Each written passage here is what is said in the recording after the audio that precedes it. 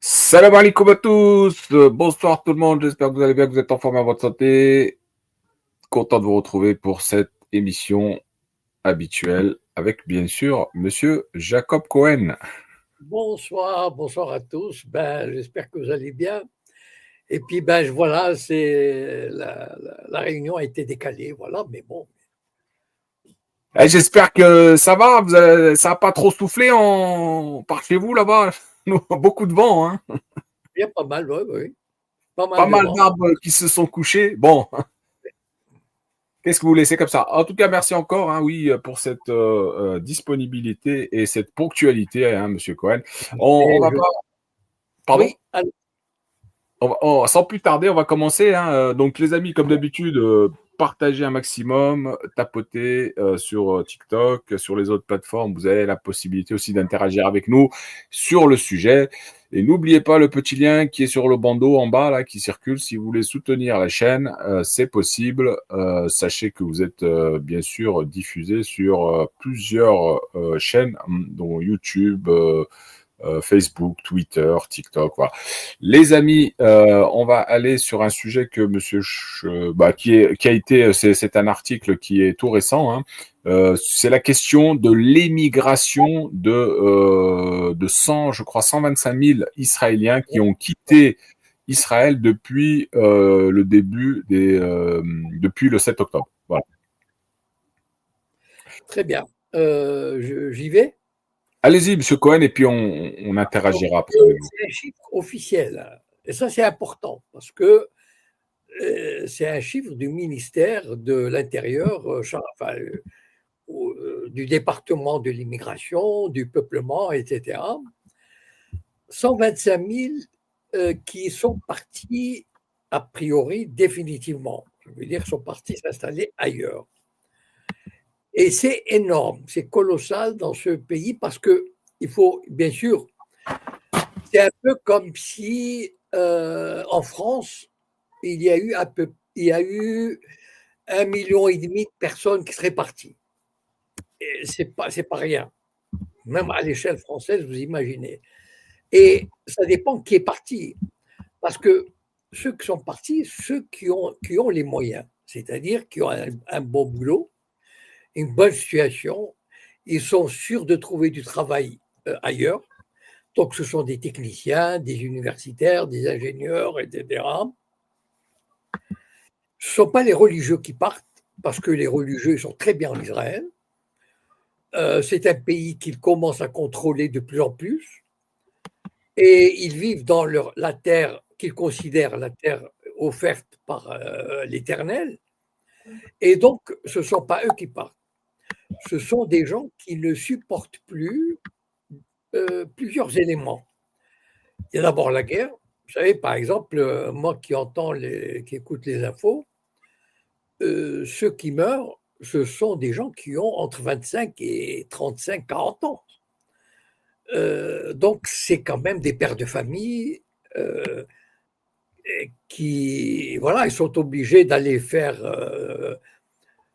voilà, ils sont obligés d'aller faire la guerre.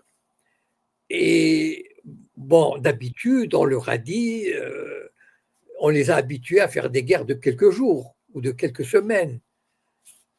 Mais là, parce qu'il n'y a pas que les morts et les blessés, il y a des traumatismes, il y a des milliers. Et ça, les chiffres, on ne les donne pas vraiment. Et donc, ce sont des... par rapport à la population juive israélienne. Évidemment, les Arabes israéliens ne s'en vont pas. Enfin, ou très peu, à mon avis. Bon. Et donc, ce sont des gens qui ont une bonne situation, qui parlent des langues étrangères, qui ont un métier très intéressant. Et donc, ils vont manquer à la société israélienne. Ils vont manquer à plusieurs titres. D'abord, politique. Ça veut dire que les partis de gauche, enfin, si vous savez que j'ai toujours dit qu'il n'y a pas de gauche en Israël. Voilà. Pour moi, vous savez, ceux qui je combats toujours ceux qui tentent de faire le distinguo entre Netanyahou et les soi-disant sionistes progressistes du type Elie Barnavi, les écrivains comme comment il s'appelle déjà celui qui passe souvent, enfin David Grossman, que Libération adore, etc. Bon, et donc tous ces gens, vous savez, je vais vous donner un élément qui montre que cette gauche-là, il y a un seul parti en Israël, juif, qui est vraiment de gauche, c'est-à-dire qui est réellement pour la création d'un État palestinien, mais il ne fait même pas 4 à 5%. Ça veut dire que vous savez qu'il y a un seuil électoral en Israël qui est de 4%. Ça veut dire que si on fait moins de 4%, les voix sont perdues. Et ce parti, il est, dans les sondages, il navigue entre 4 et 5%. Ça veut dire qu'il n'est même pas sûr d'entrer au Parlement.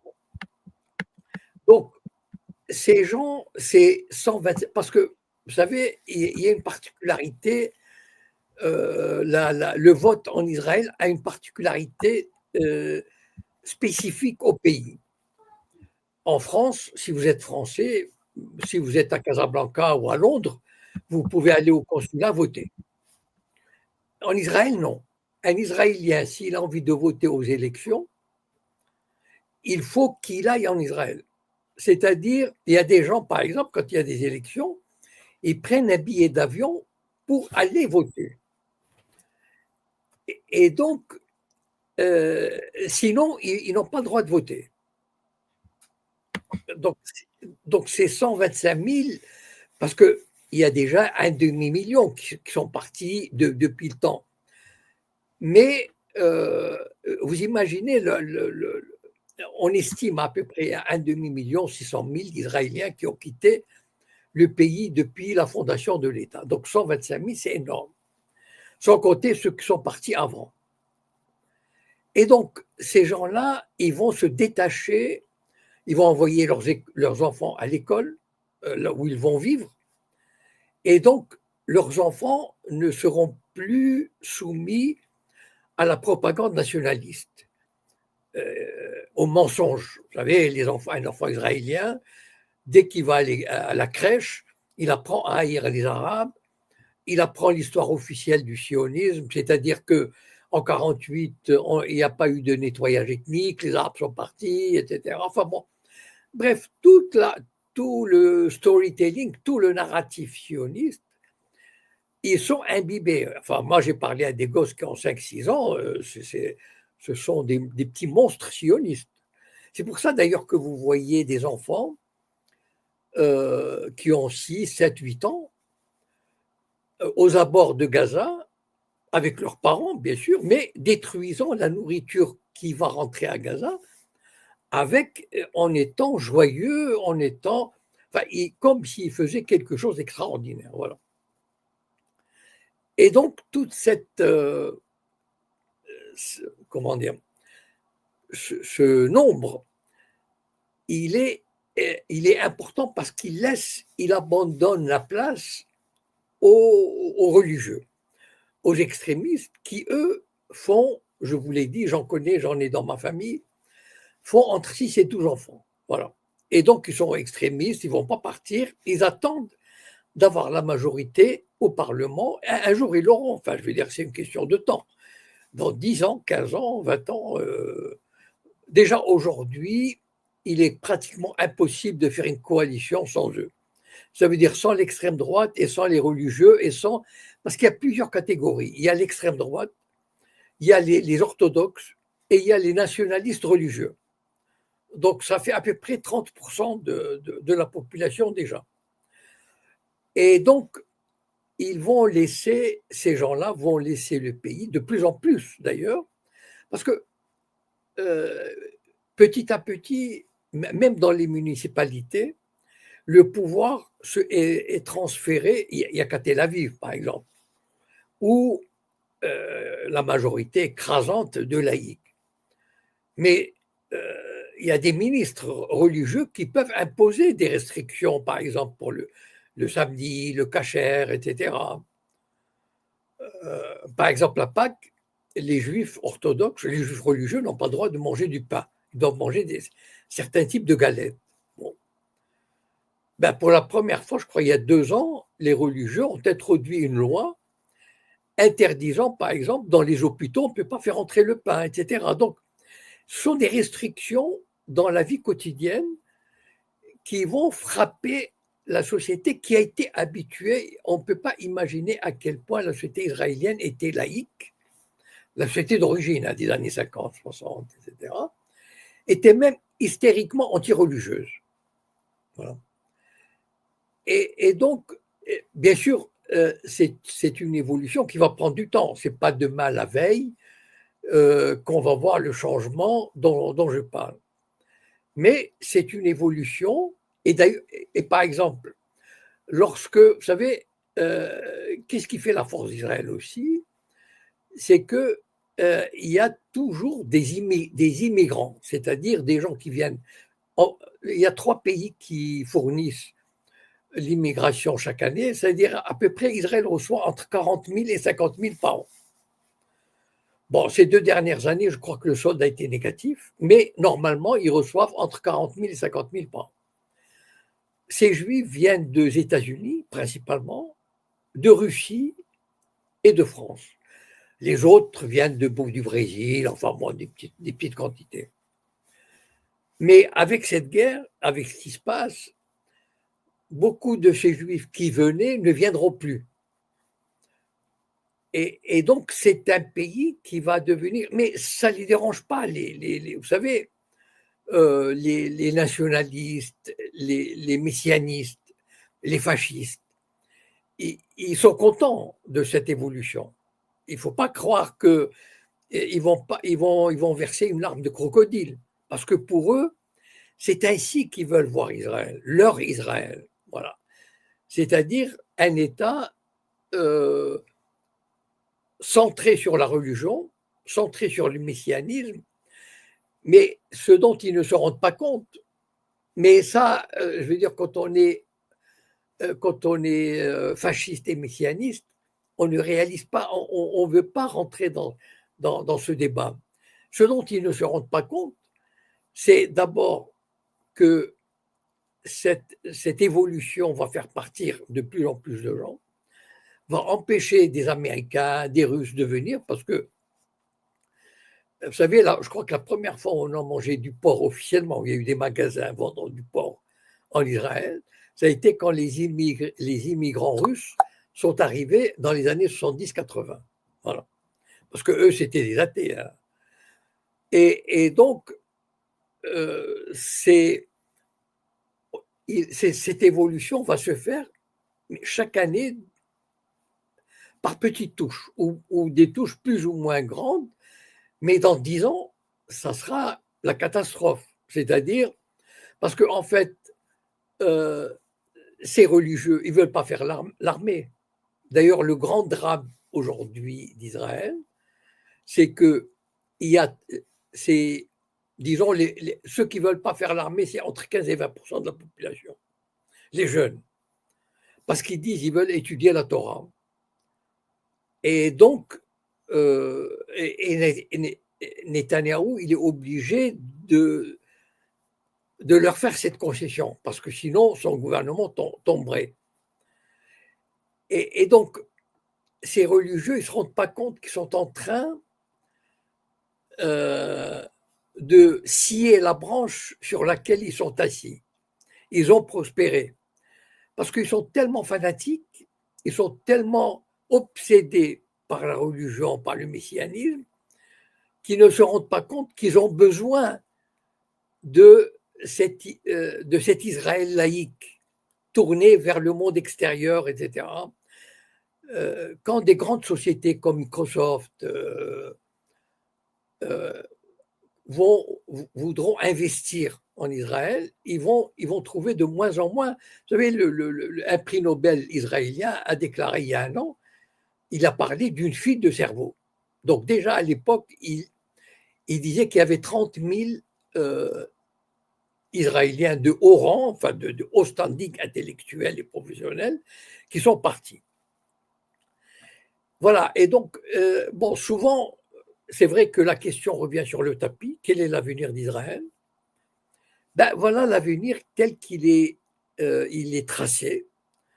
Et c'est pour ça que j'ai tenu ce soir à commencer par cette information, parce qu'elle est d'une importance capitale sur l'avenir de ce pays. C'est-à-dire que c'est un pays qui va se vider de sa force morale, professionnelle, euh, militaire, logistique, culturelle, etc. Et donc, qui va aussi attirer de moins en moins des gens de l'extérieur. Et fatalement, c'est un pays qui va aller, je dirais pas peut-être vers sa destruction, mais disons vers un ébranlement de ses fondements. Voilà.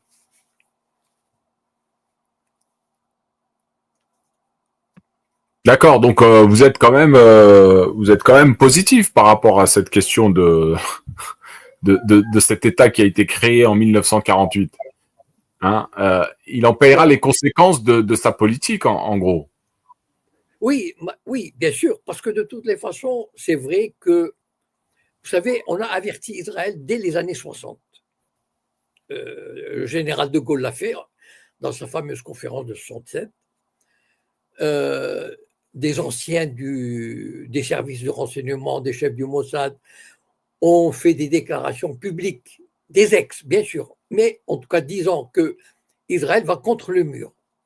Mais on ne se rendait pas compte, il fallait vraiment être extra lucide et extra courageux pour le prévoir.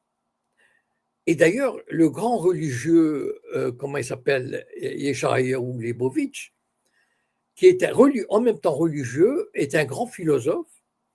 Il avait dit que la victoire de 67 a été la plus grande catastrophe, sera la plus grande catastrophe pour Israël. Et dès 90, il avait qualifié le régime sioniste de nazi-sioniste à cause de l'occupation. Mais on ne se rendait pas compte. Mais l'occupation a fini par produire un nouveau type d'Israélien et les Israéliens n'ont pas voulu voir ça. C'est ça le drame. Voilà. Et donc, c'est sûr qu'ils vont payer, mais malheureusement, en faisant payer un prix terrible pour tout le monde, pour eux-mêmes et et pour ceux qui les entourent. Voilà. Exactement. Alors, sur les 125 000 qui ont quitté là depuis 2022, en 2-3 Oui. ans, ils ont des facilités pour s'installer à l'étranger. Et en général, ils vont dans quel pays? Alors, il y a eu beaucoup qui sont partis en Grèce. Apparemment, il y a beaucoup, vous savez, il y a des je n'ai pas le chiffre, mais il y a des dizaines de milliers, je dirais des centaines de milliers d'Israéliens qui, depuis 10-15 ans, ont obtenu une nationalité européenne. C'est-à-dire, par exemple, vous prenez les Juifs qui peuvent dire j'avais un grand-père allemand. Et il y a beaucoup en Israël qui avaient un grand-père allemand. Vous savez, il y a beaucoup, dans les années 30, il y a je ne sais pas combien de Juifs d'Allemagne sont arrivés, ou Autrichiens. Et donc, il suffit de dire j'ai eu un grand-père ou un arrière-grand-père allemand et j'obtiens la nationalité allemande. La même chose pour les Polonais, la même chose pour les Roumains. Et l'Espagne et le Portugal, je vous ai déjà dit que j'ai 2 membres dans ma famille, 2 familles, qui ont obtenu un passeport portugais, alors qu'ils n'ont aucun lien avec le Portugal. Et donc, en fait, il y a je ne sais pas, peut-être 100 000, 150 000, je ne sais pas le chiffre vraiment, mais je sais qu'ils sont par dizaines de milliers qui ont obtenu une nationalité européenne. Voilà. Et donc, je pense qu'ils utilisent ce billet. Mais sinon, ben, je suppose qu'ils font un peu comme d'autres qui demandent, qui cherchent un contrat de travail ou je ne sais pas, où vont s'installer. Il y a eu beaucoup aux Est-ce États-Unis. qu'ils font des demandes d'asile politique? Non, non, elle ne leur sera pas accordée. Par contre, je sais qu'il y a beaucoup d'Israéliens aux États-Unis qui ont vécu, qui vivent illégalement. c'est-à-dire comme les Mexicains, enfin, vous savez, des gens qui sont sans papier. Et un jour, ils obtiennent des papiers. Pourquoi? Parce qu'aux États-Unis, moi j'ai quelqu'un de ma famille qui a vécu illégalement pendant 15 ans, 15 ou 20 ans, et dans les années 80, il y a eu une amnistie. Et il y a régulièrement une amnistie comme ça, c'est-à-dire on dit, bon, ceux qui sont illégalement aux États-Unis, mais qui ont un job, qui peuvent démontrer qu'ils ont payé des impôts, etc., ils vont obtenir la carte verte. Et donc, il y a beaucoup d'Israéliens qui le font. Voilà, et donc, et puis il y a aussi ceux qui demandent qui font comme au Canada par exemple, ils font des dossiers normaux d'immigration. C'est-à-dire, vous allez à l'ambassade du Canada et vous remplissez des papiers, et en 6 mois, 8 mois, vous pouvez obtenir, si vous êtes qualifié, vous pouvez obtenir un permis de travail. En Allemagne, par exemple, tout juif, si vous allez à la communauté juive, vous montrez que vous êtes juif, soit avec les témoins, enfin, vous pouvez montrer, bon, et vous vous inscrivez à la communauté juive. La communauté juive vous adresse, vous donne, moi je l'ai fait, donc je ne vous raconte pas des histoires, je l'ai fait dans les années 70, on m'a dit le truc, donc le fait d'être juif vous donne droit à une carte de séjour en Allemagne, voilà. Que vous soyez de quelque nationalité que vous soyez. Et d'ailleurs, même, il y a un Premier ministre, je pense que c'était Netanyahou, qui s'est plaint à Merkel, qui lui a dit, écoutez, vous donnez trop facilement des visas aux juifs russes, ukrainiens, etc. Nous, on aimerait bien qu'ils viennent en Israël. Et Merkel l'a envoyé balader. Elle lui a dit, écoutez, je fais ce que je veux quand même dans mon pays. S'ils veulent venir, moi, je les aide. Voilà.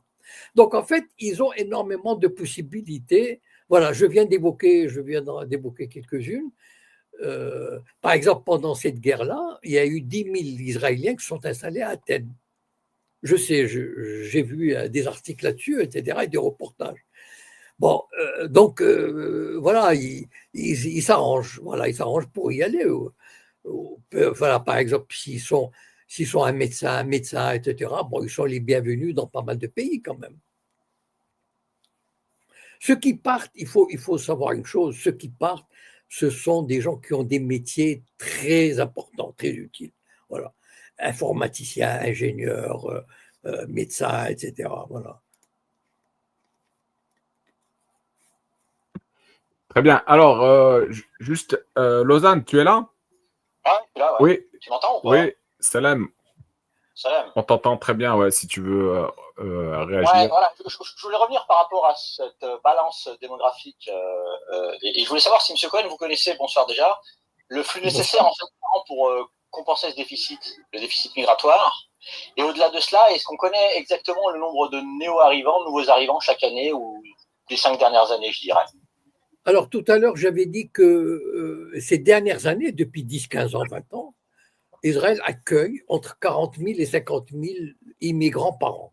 Voilà. Ça y est, j'avais cité les 3 pays principaux d'où venaient ces immigrants. Les États-Unis d'abord, la Russie, parce qu'il y a beaucoup de juifs en Russie, je crois, 1,5 million, enfin bon.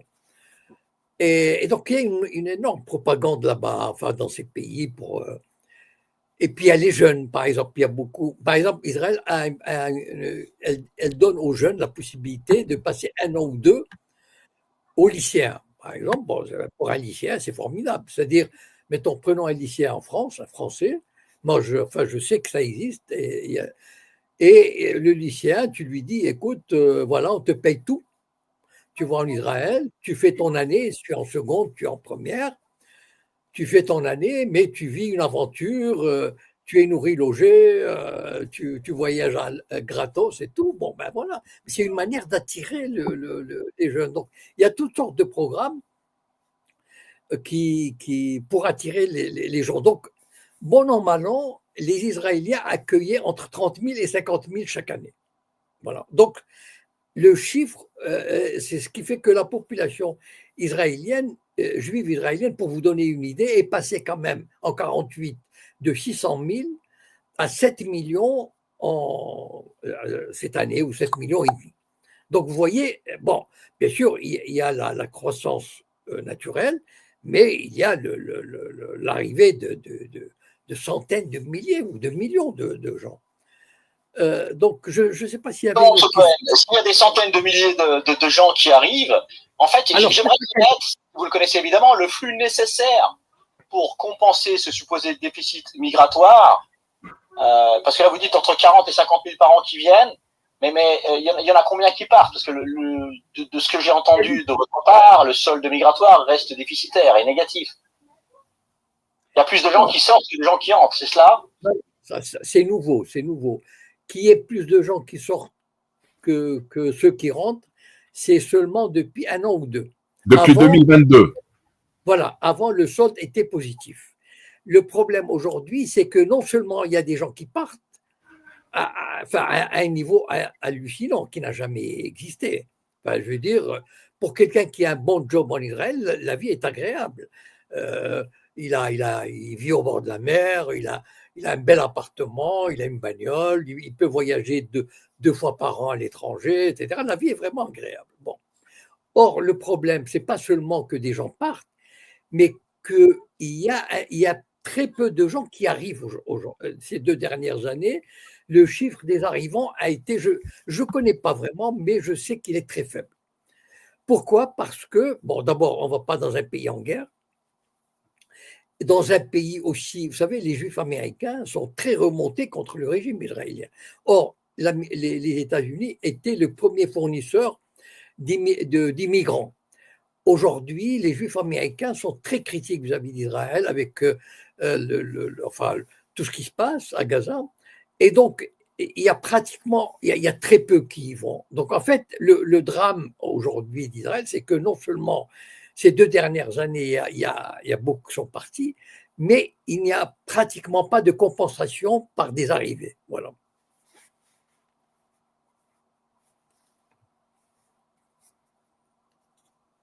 Voilà. Vas-y. Alors, juste pour reconnaître un petit peu, si on pouvait qualifier cette population qui vient des nouveaux arrivants, ils ont à peu près quel âge? C'est quoi? C'est des célibataires? C'est des gens issus de la tech? C'est des gens diplômés?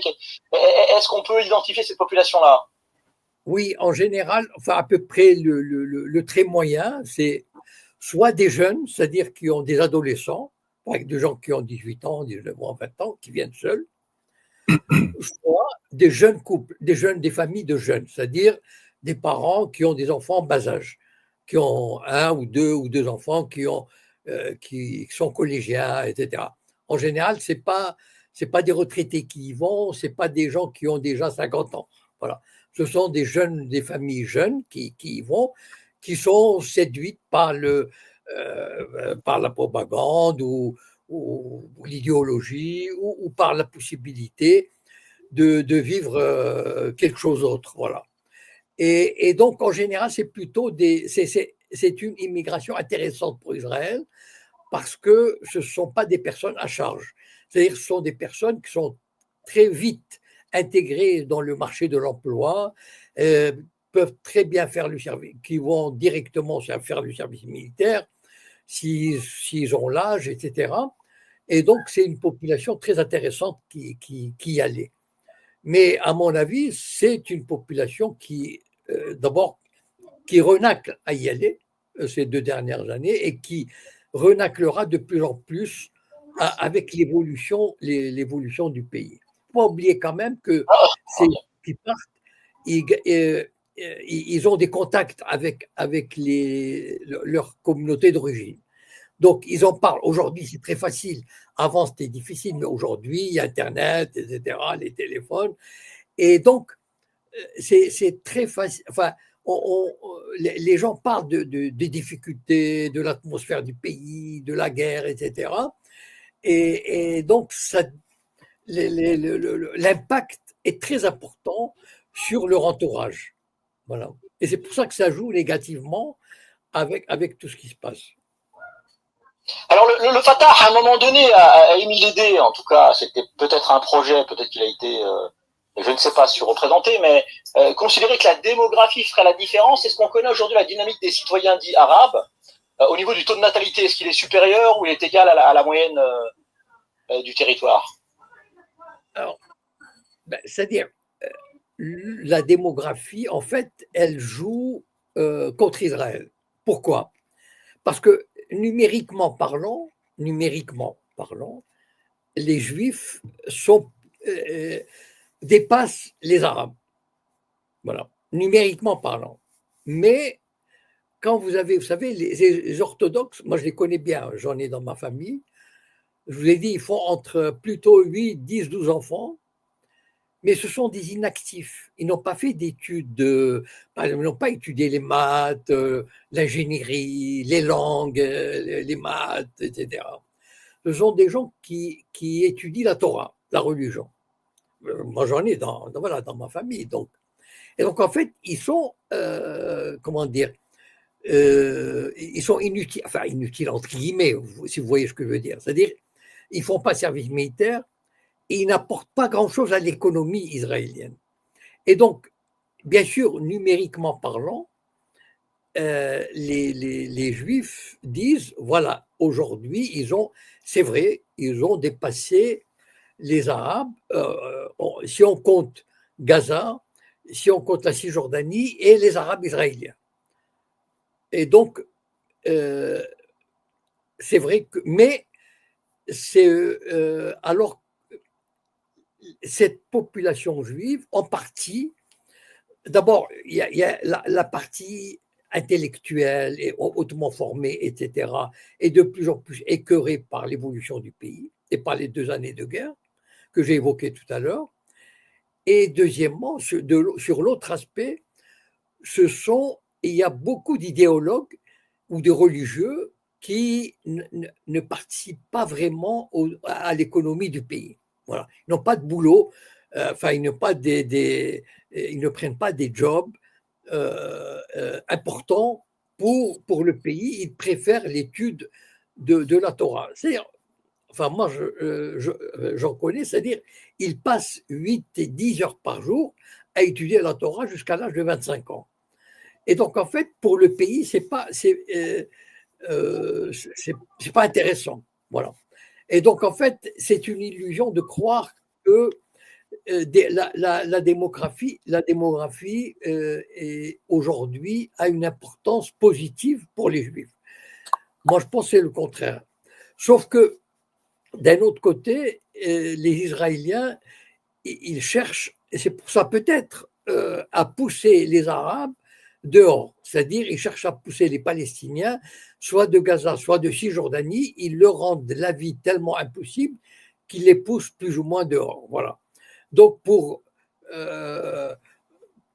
tenter de garder, en tout cas de diminuer au maximum le nombre d'Arabes. Alors, Monsieur Cohen, par rapport à l'article que vous m'avez envoyé là, que j'ai montré tout à l'heure, il est dit aussi dans cet article qu'en 2025, quand même, l'immigration a augmenté par rapport à l'année dernière. Et la raison qui explique cela, ce serait l'antisémitisme un peu partout à l'étranger. Qu'est-ce que vous en pensez, Monsieur Cohen, de ça? Oui, et vous savez, il y a une propagande terrible. Enfin, je ne sais pas comment vous l'apercevez, mais moi, je sais que dans les médias juifs, enfin, vous devez vous en rendre compte quand même quand on n'est pas spécialement branché là-dessus, il y a une propagande terrifiante. Regardez par exemple Arthur qui passe, mais sur toutes les chaînes, partout, l'antisémitisme, le juif, voilà.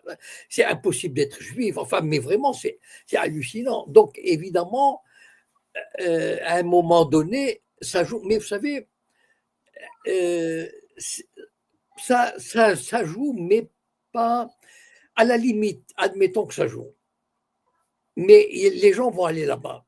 Ils gardent quand même leur nationalité. S'ils sont français, ils restent français, etc.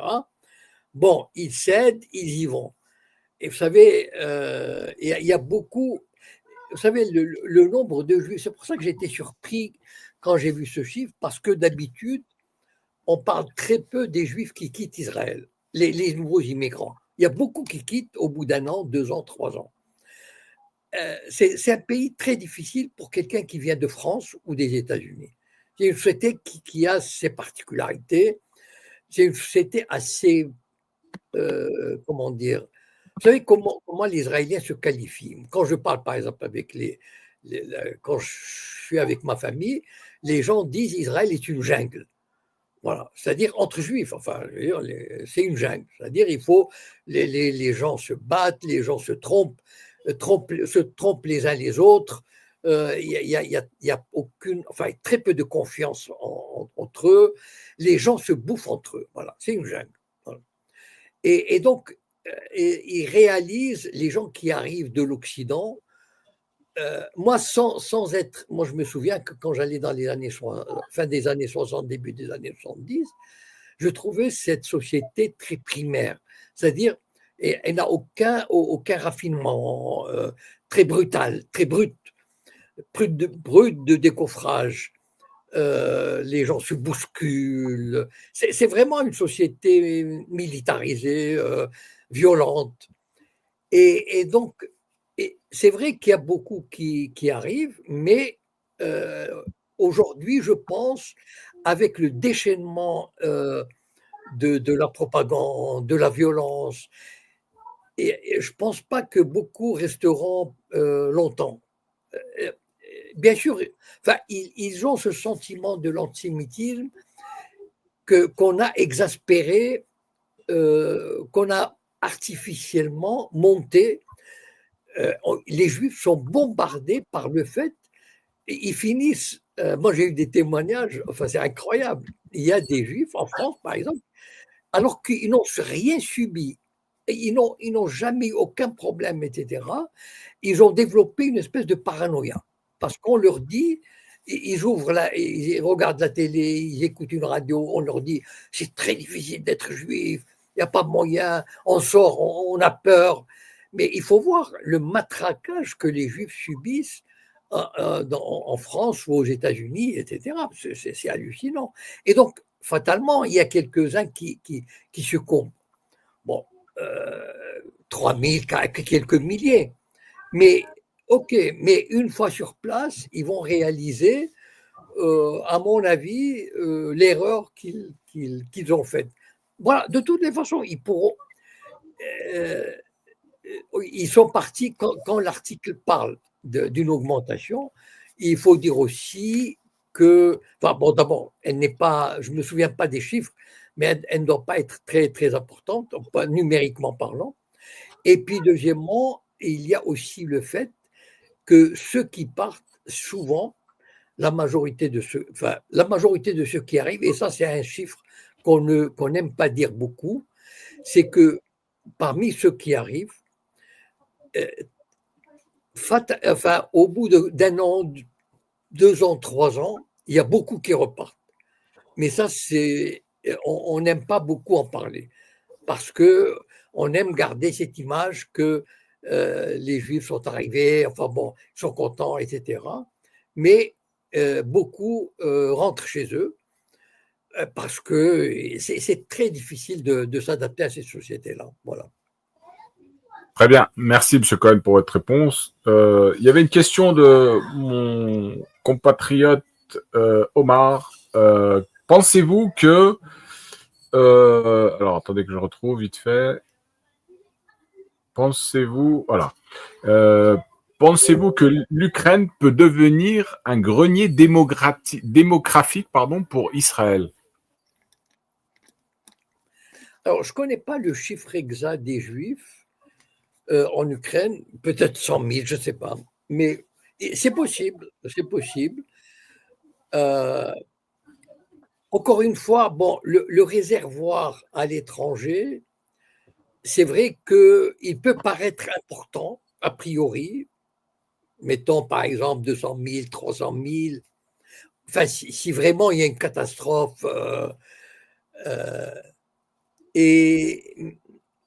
Mais je connais pas, c'est dommage, j'aurais voulu connaître le chiffre, mais en fait, il y en a pas. L'Ukraine, non, la Russie, oui. Alors, pourquoi les Juifs, certains Juifs de Russie vont là-bas? Parce que c'est vrai qu'il y a une tradition ancienne, je ne sais pas si elle persiste, je ne sais pas. Mais je sais par exemple que sous le régime soviétique, un juif russe, par exemple, mettons, il est ingénieur, il ne pouvait jamais devenir chef ingénieur, par exemple. Voilà. C'est-à-dire que même s'il n'y a pas de religion, enfin, je veux dire, c'est un régime athée. Je connais même des cas personnels. Voilà. Et j'ai lu des trucs là-dessus, et c'est vrai qu'il y avait cet antisémitisme, même après Staline, hein, c'est pas du tout le truc. Alors, je ne sais pas exactement ce qu'il en est avec Poutine. Poutine, il a quand même de bonnes relations avec le rabbin de Moscou, avec Netanyahou, etc.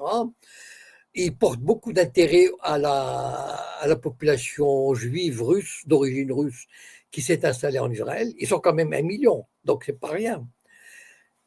Et donc, mais à moins d'une catastrophe en Ukraine qui est assez prévisible, mais bon, encore une fois, le problème, c'est que, vous savez, ça fait 60 ans, 70 ans qu'Israël augmente sa population par l'arrivée de gens. Mais le fait est qu'à un moment donné, petit à petit, il y a un décalage entre ces personnes qui viennent, qui s'installent, et à un moment donné, elles vont connaître le réel israélien.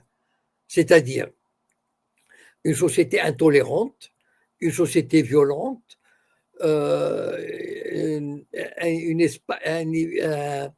quelque chose d'étriqué dans cette société, de renfermer, c'est-à-dire on a vraiment l'impression de vivre dans un ghetto. C'est vraiment un ghetto culturel, un ghetto sociologique. C'est comme si le monde à l'extérieur n'existait pas ou était totalement hostile.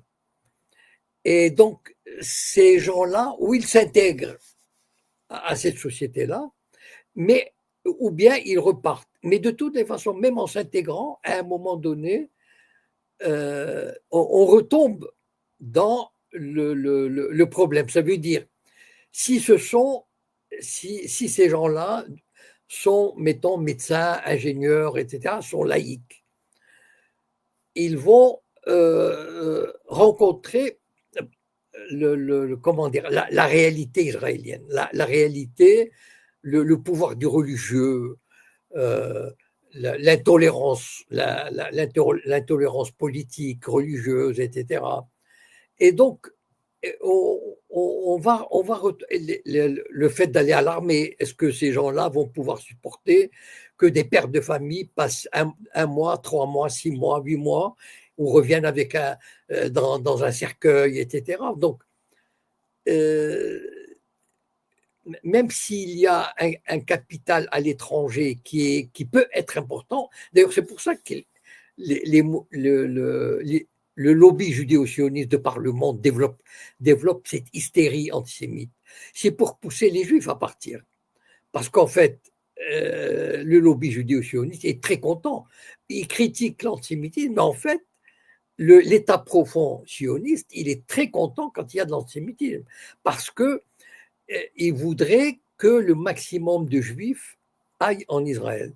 Mais malgré tout, vous savez, ces dernières années, malgré la propagande, malgré le beau pays, etc., bon, ceux qui y allaient, bon, il y avait peut-être 30 000, 40 000, c'est bien, mais il y avait des gens qui repartaient. Et puis, là, ils se rendent compte que bon, il suffit d'une crise grave et qui dure pour voir 125 000 partir sur 2 ans, ce qui est colossal. Voilà. Très bien. Alors, merci, M. Cohen. Attends. Oui, s'il te plaît, Saïkouk, sois discipliné, sinon tu restes en bas.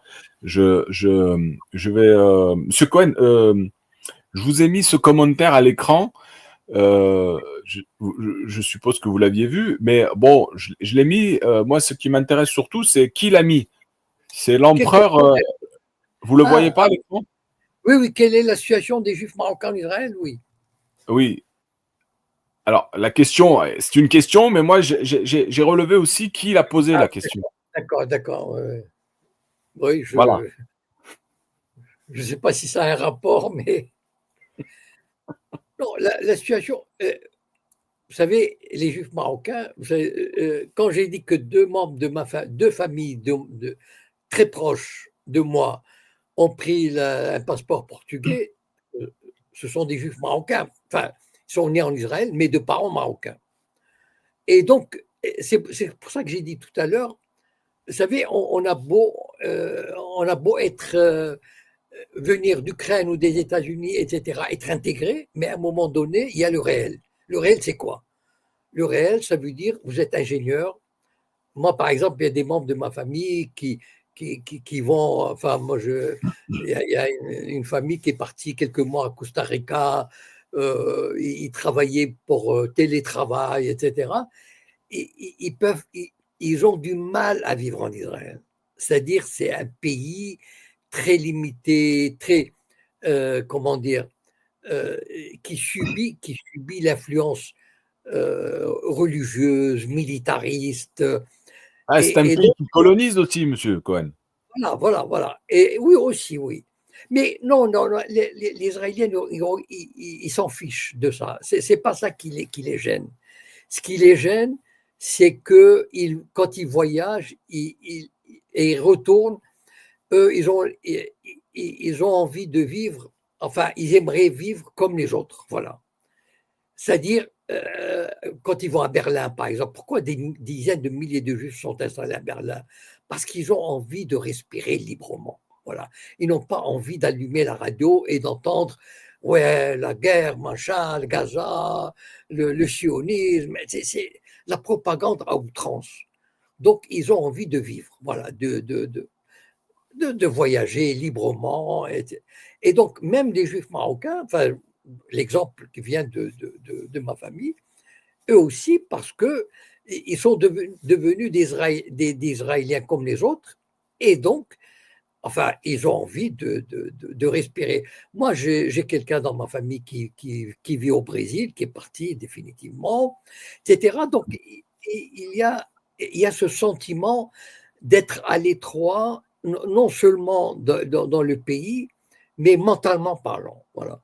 C'est une limitation terrible. Donc, la, je sais pas, celui qui m'a posé la question sur les Juifs marocains, je pense que en arrière-plan, c'est vrai que dans les années 60, quand les Juifs marocains sont partis, ils ont été victimes de racisme, enfin bon, d'un racisme d'une violence inouïe. Enfin. Et donc, mais petit à petit, ce racisme s'est calmé à partir des années 70, 80, petit à petit.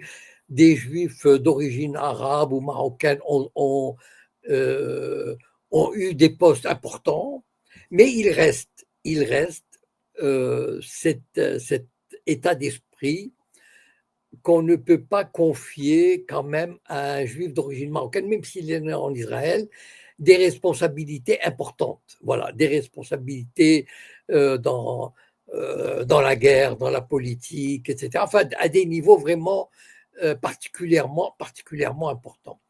Il reste quand même, vous savez, je vais vous dire, les juifs marocains ont été placés à 90%, 95%, dans ce qu'on pourrait appeler en France l'équivalent des quartiers. Voilà. C'est-à-dire, vous savez, dans les banlieues, on les a mis dans des banlieues, mais là-bas, les banlieues, c'est quasiment dans le désert, quoi. Et donc, où il n'y a rien. Et donc, fatalement, les jeunes qui grandissent là-bas, ils n'ont pas la possibilité d'accéder à la culture, au voyage, etc. Et donc, le fossé entre les juifs ashkénazes, en gros, les juifs ashkénazes qui habitent à Tel Aviv, qui voyagent à l'étranger, etc., il n'a pas disparu. C'est-à-dire qu'on a une population de banlieusards euh, peu cultivés, qui n'ont pas accès aux bons jobs. Vous savez, les études en Israël sont payantes à l'université, sont très chères. Et donc, le fossé aussi continue à ce niveau-là. Et donc, les Juifs marocains, voilà, ils sont. Le problème avec les Juifs marocains, c'est que c'est un peu. Vous savez, je ne sais pas si vous connaissez un peu le terme du petit blanc. Vous savez, le petit blanc, c'est celui qui est le plus raciste, le plus fascisant, le plus perméable aux idées les plus extrémistes. C'est d'ailleurs, les Juifs sont d'ailleurs les Juifs marocains qui ont fait gagner la droite, la première fois en Israël où la droite a vaincu la gauche en 78, c'est grâce aux Juifs marocains. Pourquoi? Parce qu'ils étaient haïs, détestés par les Ashkénazes, par les Juifs d'origine européenne, et donc ils ont voté pour un parti qui parlait à leur tripes. Voilà. Ce sont des gens primaires. Et en plus, vous savez, les Juifs marocains qui sont partis en Israël, ce n'étaient pas les intellectuels, ce n'étaient pas les diplômés, c'est vraiment les couches les plus basses et les plus ignorantes qui sont parties là-bas.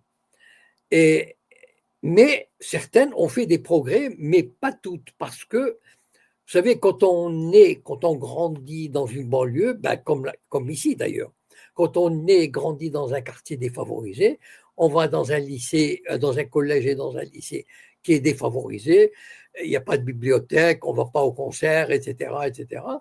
Et donc, fatalement, cette population juive marocaine, elle représente, elle est parmi la population défavorisée. Ce qui ne veut pas dire, moi par exemple, j'ai dans ma famille des gens qui ont fait l'université, donc qui ont acquis quand même, qui sont montés dans l'échelle sociale.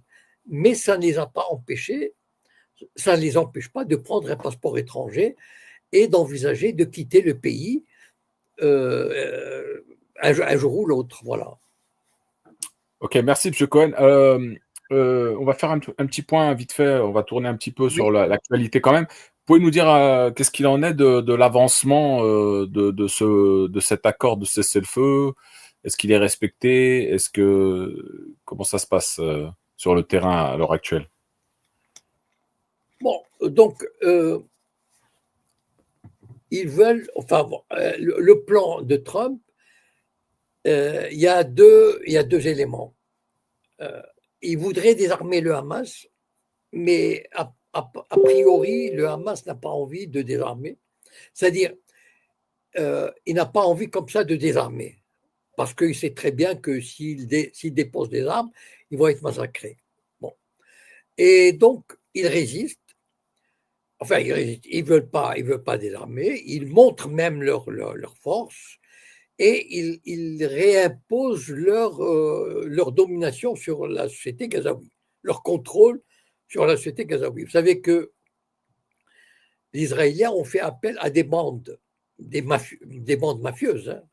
Vous savez, il y en a partout, hein. Même à Gaza, il y a des bandes comme ça, de délinquants qu'Israël a financé et armé pour combattre le Hamas. Voilà.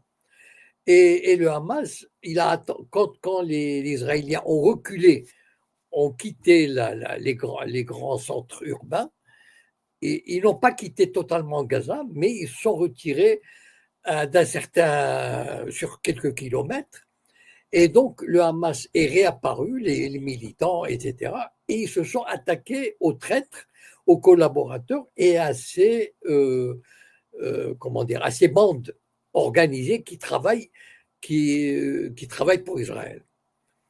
Et vous auriez vu l'hypocrisie des médias occidentaux, c'était formidable, parce qu'ils ont dit, oh là là, regardez, le Hamas, il tue des Palestiniens qui collaborent. Pour la première fois, les médias occidentaux versent une larme sur des Palestiniens qui sont assassinés. Quelques-uns, voilà, quelques collabos, etc., alors qu'Israël a tué des dizaines de milliers de civils gazaouis. Ça, c'est sur le plan de Trump prévoit une structure politico-administrative, appelons-la comme ça, pour gouverner Gaza. Et à la tête de laquelle se trouverait Tony Blair, avec éventuellement des forces armées arabes qatarie, égyptienne, pour mettre de l'ordre, c'est-à-dire pour éliminer le Hamas et les groupes armés. Bon, jusqu'à présent, ces forces-là, les Turcs voudraient y aller, mais Israël ne veut pas, parce que les Turcs, enfin, on les soupçonne d'être assez proches du Hamas, et donc on est là, ce plan-là, il est bloqué, c'est-à-dire peut-être dans quelques jours, peut-être dans une semaine, peut-être dans quelques semaines, on verra l'application de ce volet politico-administratif. Pour le moment, les autres, enfin, ceux qui sont considérés comme des otages ont été libérés. Les dépouilles, les 2 tiers à peu près ont été rendus. Il y aurait un tiers qui n'est pas encore, enfin bon, qui n'est pas encore rendu parce qu'ils ont du mal à les trouver, etc. Peut-être que le Hamas les garde pour avoir une carte en main.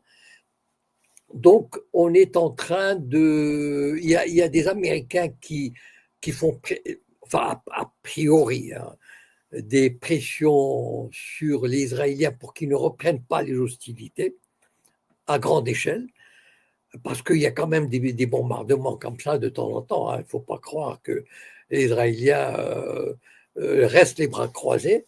Il y a 2-3 jours, il y a eu quand même 30 ou 40 morts du côté palestinien.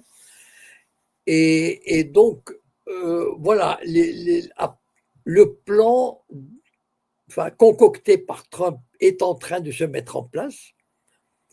Donc, le plan, c'est ça, c'est-à-dire de mettre une instance politico-administrative qui prendra le contrôle de Gaza, avec éventuellement des forces armées de pays favorables à l'Amérique et à Israël, fatalement, c'est-à-dire égyptienne, des Émirats arabes unis, par exemple, ou d'Arabie saoudite. Et bon, voilà, on en est là au moment où je vous parle. Il y a des discussions pour que ça se mette en place. Voilà.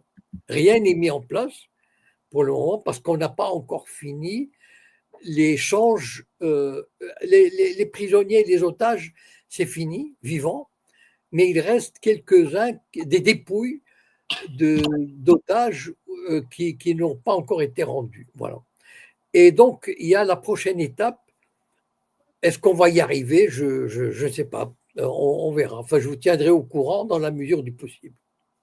Alors, merci. Alors, on accueille Gilles qui nous a rejoint. Bonjour, bonsoir, Gilles. Oui, bonsoir. Bonsoir à tous. Gilles, c'est un... fois d'être toujours excuse-moi, Gilles. en rendez-vous. Excuse-moi, Gilles. Gilles, c'est un habitué qui nous parle. Rappelle-nous tu nous parles d'où? Oui, je parle depuis la Guadeloupe. Ok, merci.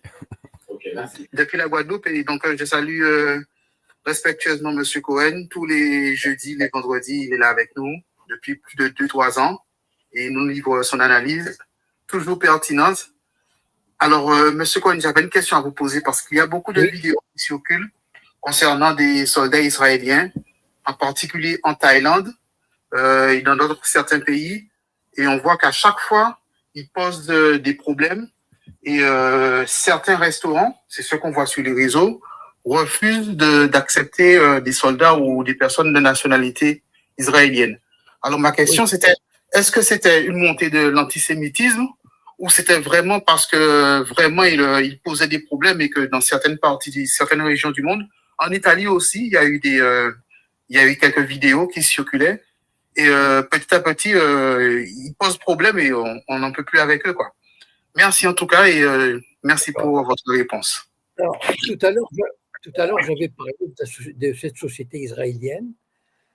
J'avais dit que les Israéliens eux-mêmes qualifient de jungle, où il y a le rapport de force, où il n'y a pas de confiance vraiment, etc. Et c'est vrai. C'est-à-dire l'Israélien est connu, dès qu'il peut shipper quelque chose, je vais vous raconter une anecdote. Vous savez, à Eilat, c'est un peu la grande station balnéaire parce qu'il fait beau tout le temps. Voilà. Donc, il y a des hôtels de luxe, etc. Et il y a beaucoup d'Israéliens qui vont passer 2 jours, une semaine, etc. Et ils piquent les serviettes, les peignoirs de bain, ils piquent tout ce qu'ils peuvent. Et alors, ils sont arrivés, mais je vous parle il y a plusieurs années, hein, je parle des années 80, 90, je me souviens, j'avais lu cette anecdote. Les hôtels ont été obligés de fabriquer des serviettes avec un fil spécial et les peignoirs de bain, les objets dans les hôtels, et qui, si on les fait sortir de l'hôtel, ça fait comme dans un magasin quand on vole quelque chose. Voilà. Et ça, c'est connu. Enfin, je veux dire, l'Israélien est un voleur. Enfin, je suis désolé de dire comme ça, mais si vous voulez, l'Israélien moyen, normal, c'est pas qu'ils sont tous, mais c'est très connu. Enfin, je veux dire, c'est admis. C'est pas. Voilà, dès qu'il va quelque part, il faut qu'il. Pas tous, encore une fois. Il faut qu'il chipe, il faut qu'il gueule. Il faut qu'il râle, il faut qu'il renverse, il faut qu'il montre qu'il est le maître. Voilà, il a été habitué et c'est pour ça que je vous ai dit tout à l'heure, quand des immigrés viennent de France, des États-Unis, ils sont habitués à une autre forme de société, plus civilisée, plus douce, plus tolérante. Et là, ils arrivent dans une société où on se bouscule, où on ne respecte pas grand-chose, ni les rendez-vous, ni les prix, enfin, vraiment, c'est à chacun, c'est chacun qui peut bouffer l'autre, voilà. Et donc, ça ne m'étonne pas du tout qu'en Thaïlande ou ailleurs, ou en Italie, ils se comportent de cette façon-là.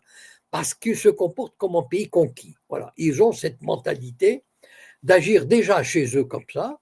Et quand ils vont à l'étranger, ils ont tendance à le faire de manière brutale, ils expriment leur brutalité, etc.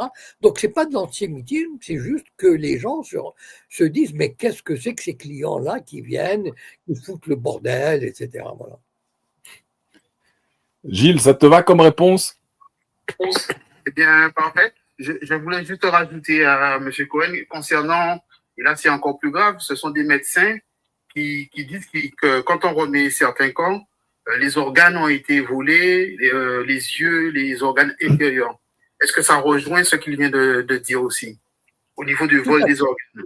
Tout à fait, tout à fait, tout à fait. C'est une société qui, d'ailleurs, c'est pour ça, moi, ce qu'ils font à Gaza ne m'étonne pas du tout. C'est-à-dire, ils ont été élevés dans une mentalité de cynisme, de sadisme, que ça veut dire qu'ils peuvent tout se permettre, voilà. Et donc, rien ne m'étonnerait de leur part. Voilà. Très bien, merci à toi, Gilles. D'accord, merci. Merci. Voilà, monsieur Cohen, on arrive bientôt au terme de l'entretien. Juste, on va aller quand même, on va rester quand même sur l'actualité. Oui. Il y a cette question qui est traitée, la question du Sahara occidental, là. Oui. Il y a beaucoup d'informations qui est véhiculée. Aujourd'hui, je crois, j'ai vu passer comme quoi la Belgique soutiendrait donc le plan proposé, le plan d'autonomie proposé par le Maroc. À la fin du mois, on aura une résolution qui va être votée. Vous en pensez quoi? L'avancement du dossier, selon vous, qu'est-ce qu'il en est? Vers où on va? Parce qu'on sait qu'on est dans une impasse. Hein, tant qu'il n'y a pas d'acceptation de la partie concernée, en l'occurrence le Polisario, le Sahraoui, comment vous voyez la chose? Moi, je crois qu'on va vers un fait accompli. C'est-à-dire qu'on ne peut plus revenir en arrière, à mon avis. C'est-à-dire que le Maroc, d'abord, il développe le Sahara, enfin la partie qu'il occupe, comme si c'était son territoire, c'est-à-dire c'est pas du tout une occupation militaire, c'est un développement économique, social, scolaire, culturel, etc., etc. Et donc, et puis il y a, vous savez que l'Union européenne, elle appuie, dans les accords qu'elle signe avec le Maroc, elle inclut le Sahara occidental comme faisant partie du territoire. Il y a l'appui américain et il y a l'appui de beaucoup de pays européens. Et donc, tous ces faits me poussent à à dire que on va vers une situation qu'on ne peut plus revenir en arrière. C'est ça la situation du fait accompli. C'est un peu comme l'occupation de la Cisjordanie. C'est-à-dire il y a 800 000 colons et voilà, ben on peut plus on va pas chasser 800 000 colons.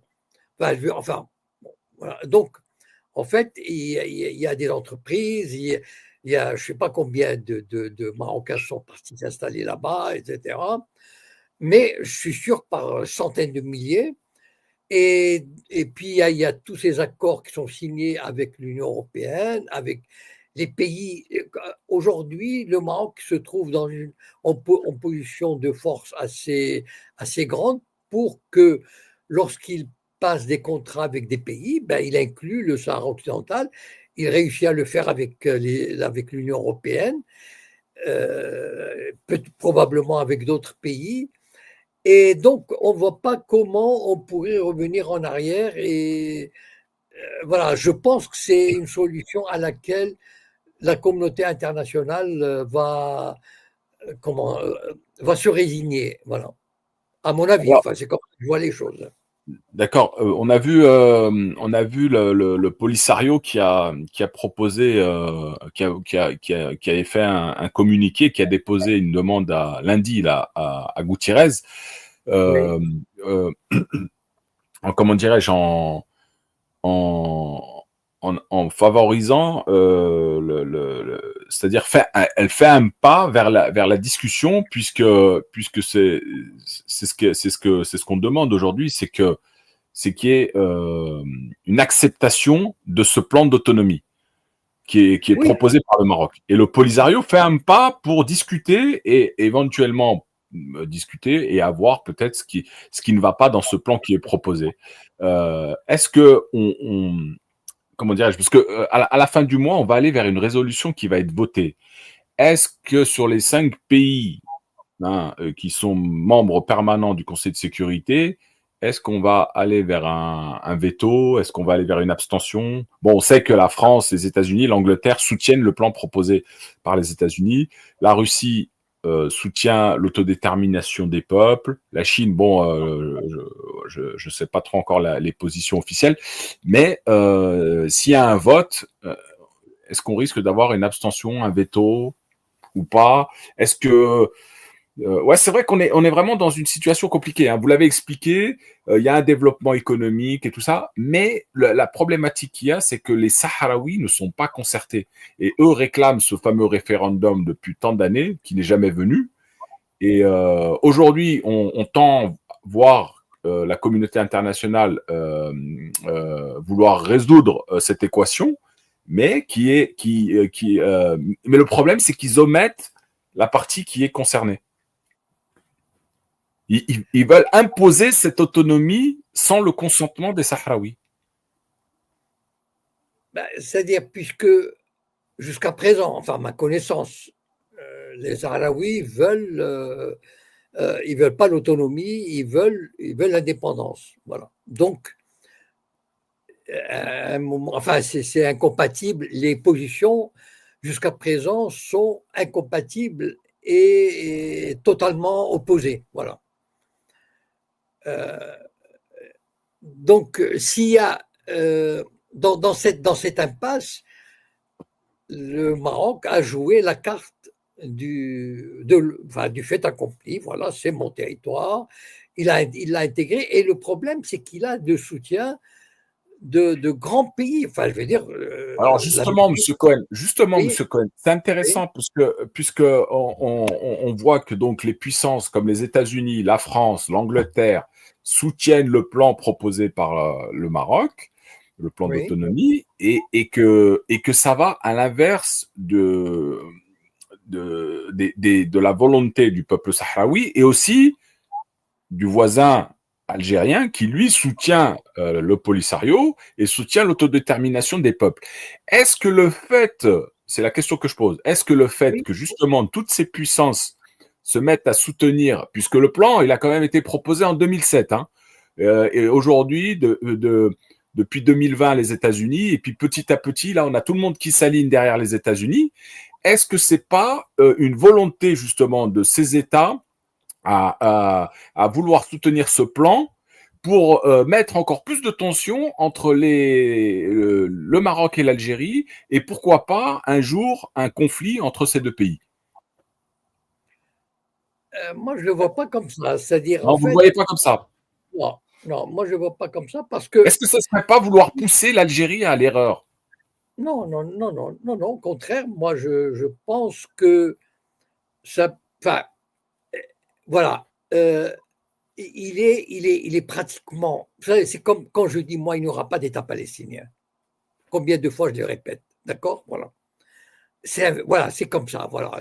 On a beau, vous pouvez me sortir tous les textes que vous voulez. Moi, ça fait 30 ans que je dis qu'il n'y aura pas d'État palestinien. Voilà. Parce que j'analyse la situation. Et donc, à mon avis, il n'y aura pas d'État sahraoui. Voilà. Je regrette de le dire, mais malheureusement, la réalité est là. Il y a le mur de réel. Alors qu'il Il n'y y a ait le pas réel. d'État. On frappe. Allez-y, excusez-moi. Oui, on est confronté au réel. Et le réel, c'est ça. Voilà. C'est-à-dire, le Maroc, avec des appuis considérables, il a pris le territoire depuis 1975, il le développe avec l'appui de pays, etc., de multinationales et tout. Et donc, c'est irréversible, à mon avis, voilà, c'est irréversible. Et donc, le fait de chercher, voilà, si le Polisario, par exemple, peut obtenir ou voudrait obtenir, je ne sais pas, je n'ai pas envie de me mettre à sa place, mais il se dit, bon, si, peut-être avec des pressions internationales, j'en sais rien, mais en tout cas, s'il accepte de négocier sa place dans ce plan d'autonomie, parce qu'il ne pourra pas, à mon avis, il n'aura pas plus. Voilà.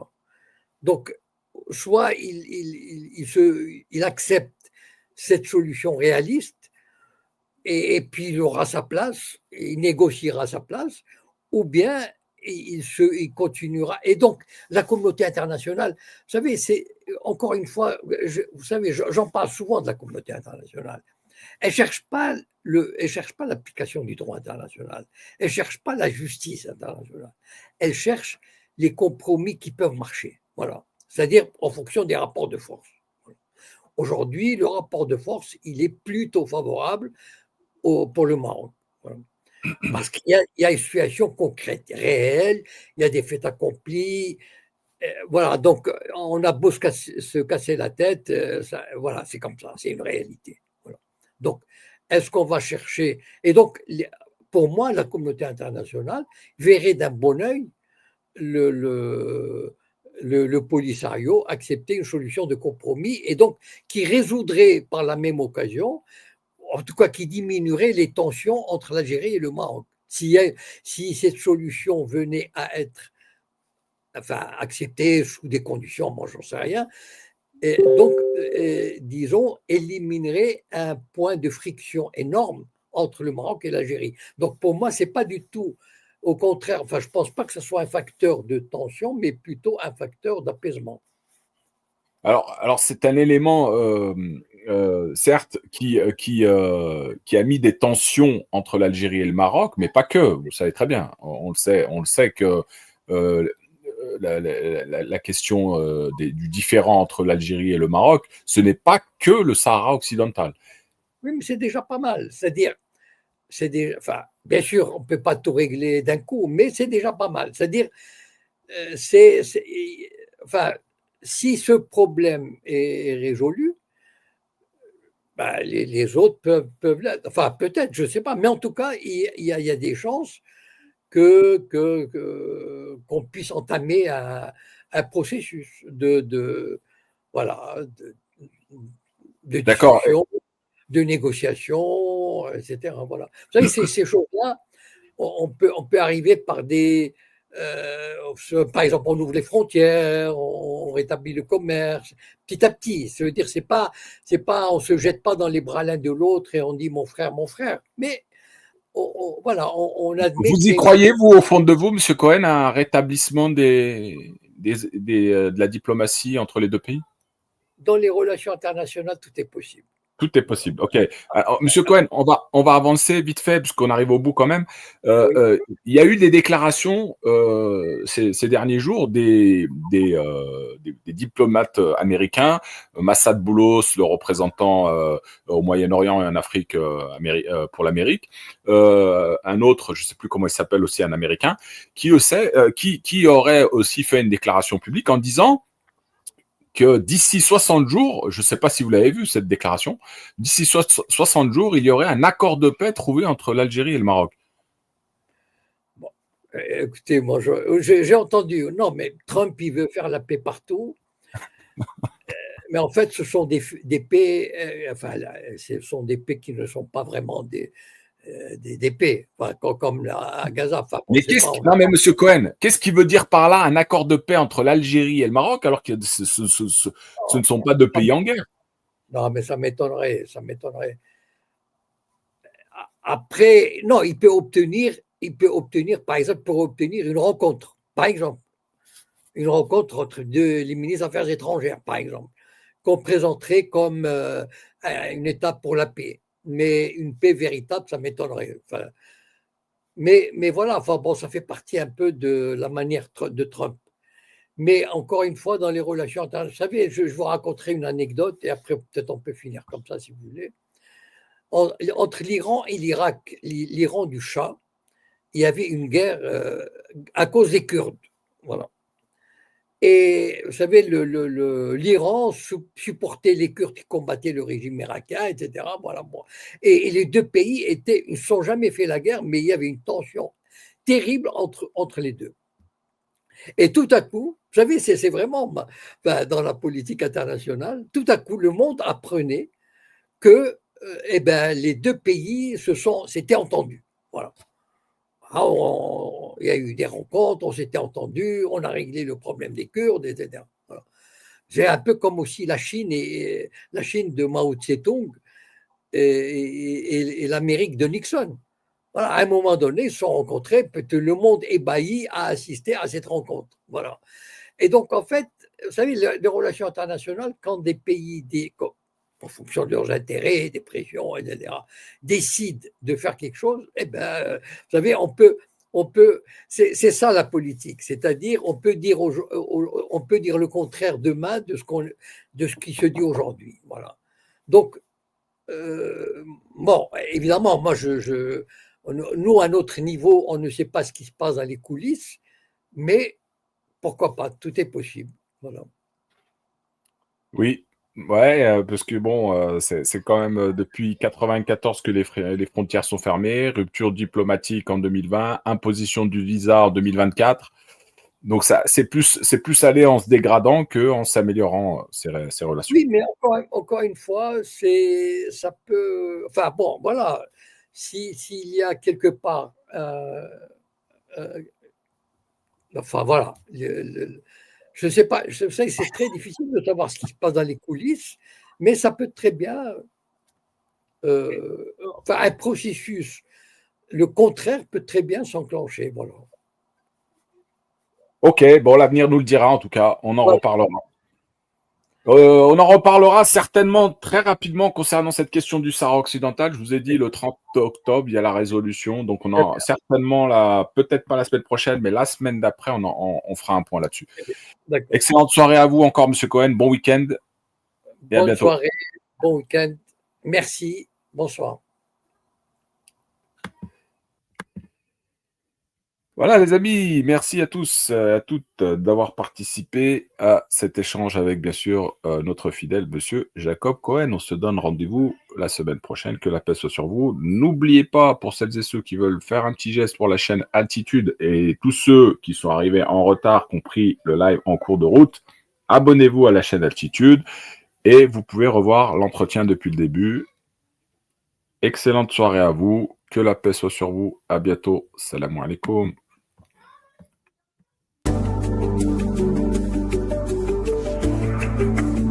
Champion. Tu m'entends, champion? Ouais, je t'entends.